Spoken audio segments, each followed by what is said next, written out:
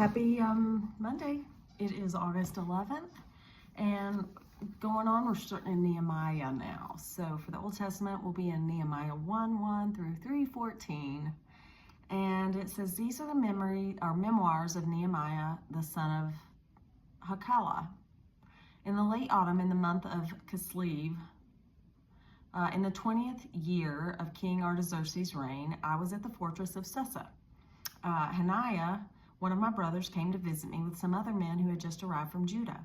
I asked them about the Jews who had returned there from captivity and how things were going in Jerusalem. They said to me, things are not going well for those who returned to the province of Judah. They are in great trouble and disgrace. The wall of Jerusalem has been torn down and the gates have been destroyed by fire. When I heard this, I sat down and wept. In fact, for days I mourned, fasted, and I prayed to the God of heaven. And then I said, O Lord God of heaven, the great and awesome God who keeps his covenant of unfailing love with those who love him and obey his commands, listen to my prayer. Look down and see me praying night and day for your people Israel. I confess that we have sinned against you. Yes, even my own family and I have sinned. We have sinned terribly by not obeying the commands, the decrees, and the regulations that you gave us through your servant Moses.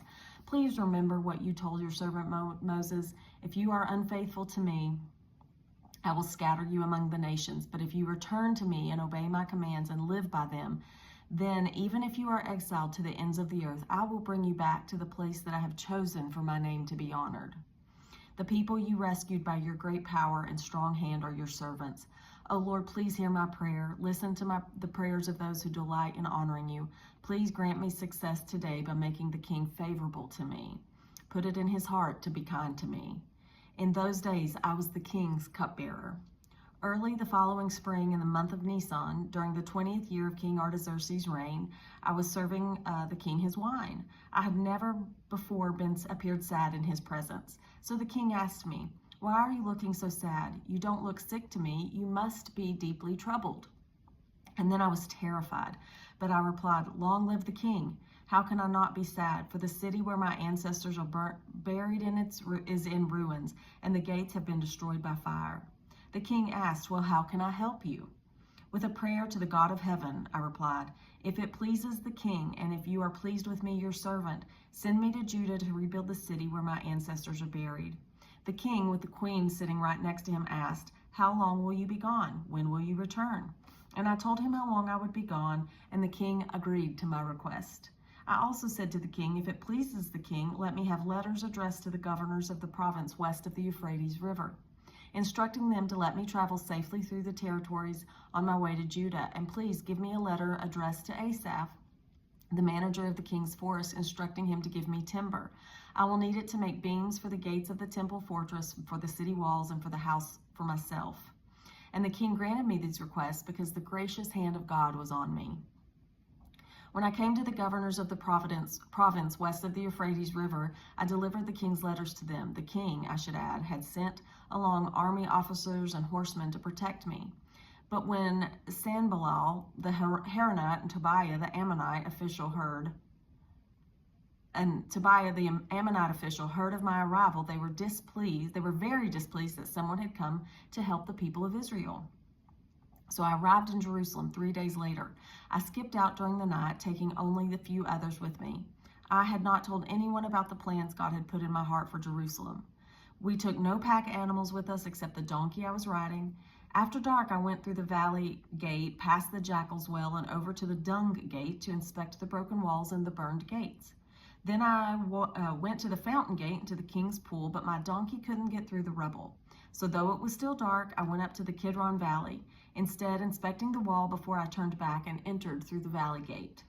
The city officials did not know that I had been out there or what I was doing, for I had not yet said anything to anyone about my plans.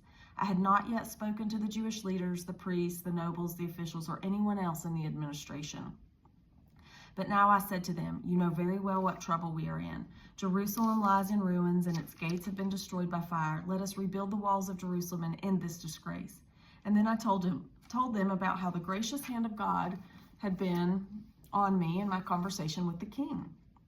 But when Sanballat, Tobiah, and Geshem the Arab heard of our plans, they scoffed contemptuously. contemptuously. What are you doing? Are you rebelling against the king? They asked. I replied, the God of heaven will help us succeed. We, his servants, will start rebuilding this wall, but you have no share, legal right, or historic claim in Jerusalem. And then Eliashib, the high priest, and the other priests started to rebuild the sheep gate. They dedicated it and set up its doors, building the wall as far as the Tower of the 100, which was dedicated, and the Tower of Hanel. People from the town of Jericho worked next to them, and beyond them was Zakur, son of Imri. The fish gate was built by the sons of Hassanah, and they laid the beams, set up its doors, and installed its bolts and bars. Meremoth, son of Uriah and grandson of Hakaz, repaired the next section of the wall. Beside him were Meshullam, son of Berekah, and grandson of Meshzabel, and then Zadok, son of Bana. Next were the people from Tekoa, though their leaders refused to work with the construction supervisors. The old city gate was repaired by Joadiah, son of Pashiah, and Meshullam, son of Besoadiah. They laid up the beams, set up its doors, and installed its bolts and bars.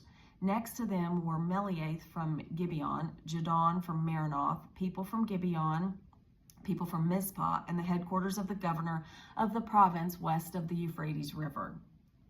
Next was Uzziel, son of Hariah, a goldsmith by trade, who also worked on the wall. Beyond him was Hananiah, a manufacturer of perfumes. They left out a section of Jerusalem as they built the broad wall. Repapiah, son of Hur, the leader half of the district of Jerusalem, was next to them on the wall. Next, Jedediah, son of Harumapah,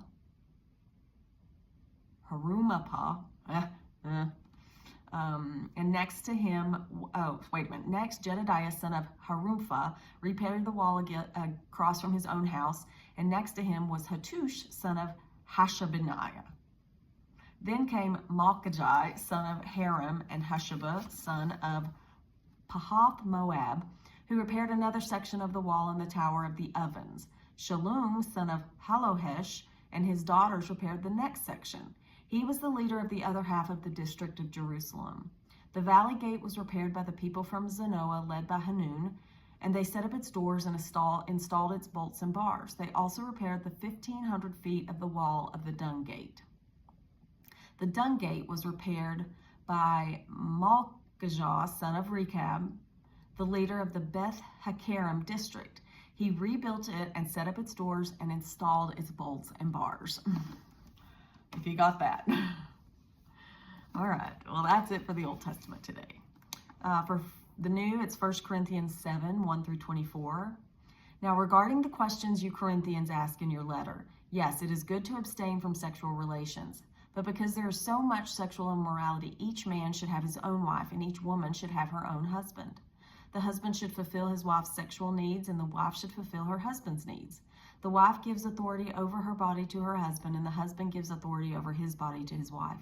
Do not deprive each other of sexual relations unless you both agree to refrain from sexual intimacy for a limited time so you can give yourselves more completely to prayer. Afterward, you should come together again so that Satan won't be able to tempt you because of your lack of self-control. I say this as a concession, not as a command. But I wish everyone were single just as I am. Yet each person has a special gift from God of one kind or another. So I say to those who aren't married and to widows, it is better to stay unmarried just as I am. But if they can't control themselves, they should go ahead and marry. It's better to marry than burn with lust. But for those who are married, I have a command that comes not from me, but from the Lord. A wife must not leave her husband. But if she does leave him, let her remain single or else be reconciled to him, and the husband must not leave his wife. Now I will speak to the rest of you, though I do not have a direct command from the Lord. If a fellow believer has a wife who is not a believer and she is willing to continue living with him, he must not leave her. And if a believing woman has a husband who is not a believer and he is willing to continue living with her, she must not leave him. For the believing wife brings holiness to her marriage, and the believing husband brings holiness to his marriage. Otherwise, your children would not be holy, but now they are holy. But if the husband or wife who isn't a believer insists on leaving, let them go. In such cases, the believing husband or wife is no longer bound to the other, for God has called you to live in peace. Don't you wives realize that your husbands might be saved because of you? And don't you husbands realize that your wives might be saved because of you? Each of you should continue to live in whatever situation the Lord has placed you and remain as you were when God first called you. This is my rule for all the churches. For instance, a man who was circumcised before he became a believer should not try to reverse it. And the man who was uncircumcised when he became a believer should not be circumcised now. For it makes no difference whether or not a man has been circumcised. The important thing is to keep God's commandments. Yes, each of you should remain as you were when God called you. Are you a slave? Don't let that worry you. But if you get a chance to be free, take it. And remember, if you were a slave when the Lord called you, you are now free in the Lord. And if you were free when the Lord called you, you are now a slave of Christ. God paid a high price for you, so don't be enslaved by the world. Each of you, dear brothers and sisters, should remain as you are when God first called you. Remain as you were when God first called you. Psalms 31, 19 through 24. It says, how great is the goodness you have stored up for those who fear you. You lavish it on those who come to you for protection, blessing them before the watching world. You hide them in the shelter of your presence, safe from those who conspire against them. You shelter them in your presence, far from accusing tongues. Praise the Lord, for he has shown me the wonders of his unfailing love. He kept me safe when my city was under attack. In panic, I cried out, I am cut off from the Lord. But you heard my cry for mercy and answered my call for help. Can't get the page to turn. Love the Lord, all you godly ones, for the Lord protects those who are loyal to him, but he harshly punishes the arrogant. Be strong and courageous, all of you who put your hope in the Lord. And Proverbs 21:4. Haughty eyes, a proud heart, and evil accusations are all a sin. So, take that, and I hope you have a great day.